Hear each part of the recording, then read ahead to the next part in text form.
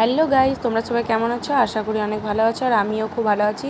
আর আমার ব্লগটা আজ ফুচকা থেকে শুরু। প্রথমে ফুচকা, মানে শেষ দিকেও ফুচকা আর প্রথম দিকেও ফুচকা। তো চলো, এইদিকে আমাদের প্রিয় যোগু দাদা আমাদের ফুচকার জন্য রেডি করছে। তো দুটো খাইয়ে দিয়েছে, তো দুটো খাওয়ার পরে তো আর চুপচাপ থাকা যায় না, জিভে তো জল আসবে। ওই জন্যে যোগু দাদাকে বললাম যে চলো এক প্লেট চাটি খেয়ে নিই। তো ওই জন্যে দেখো তো এক প্লেট চা দিন চা আমরাও খেয়ে দিয়েছি।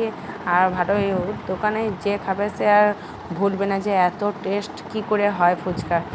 তো এইদিকে যোগু দাদা মশলা রেডি করছে। প্রায় আমরা শেষের দিকে, তখন 8:30 বাজে, রাত 8:30। তো এইদিকে দেখছো কত লোকজন রয়েছে দাঁড়িয়ে। তো অন্য দোকানে সব ফাঁকা ফাঁকা যেছে, আর এখানে এত লোক যে যোগ্যতা সেল দিতে পারছে না। তো দেখো শেষ পজিশন দেখলে তোমরাই, যে আলু সেদ্ধ একদম শেষের মুহূর্তে। এইদিকে মশলা তৈরি করছে যোগ্য দাদা। আর আমরাও সেদিন মানে বাজারে একটু লেট হয়েছিল, ওই জন্যেই মানে কি বলবো, পৌঁছতে মানে ওখানে লেট হয়েছিল। তো যাই হোক, যোগ্য দাদার ফুচকা যদি দেখতে পাই তো খুবই ভালো লাগে। আর আমি যে এই ভিডিওটা এডিট করছি, আমার এই তারপরের দিন দেখেই তো আমার জিভে জল আসছে।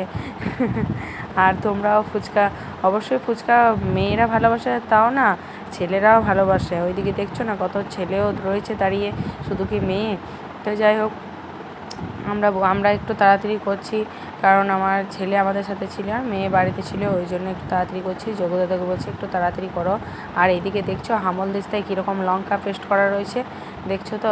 এত ঝাল, মানে কি বলবো, বলার কিছু নয়। তো এত টেস্টও হয়, দারুণ লাগে খেতে, ঝালটা না দিলেও তো ভালো লাগে না। তো আর এইদিকে দেখছো কত লোক দাঁড়িয়ে রয়েছে। আর এইদিকে আমার বর এইদিকে দাঁড়িয়ে আছে, ওকে বলছে একটু ক্যামেরায় আমাকে ধরো। তো বলছে না, পারবো না। আর ওইদিকে যোগু দাদার বোনও আছে ওকে হেল্প করার জন্য, ওর সাথে থাকে।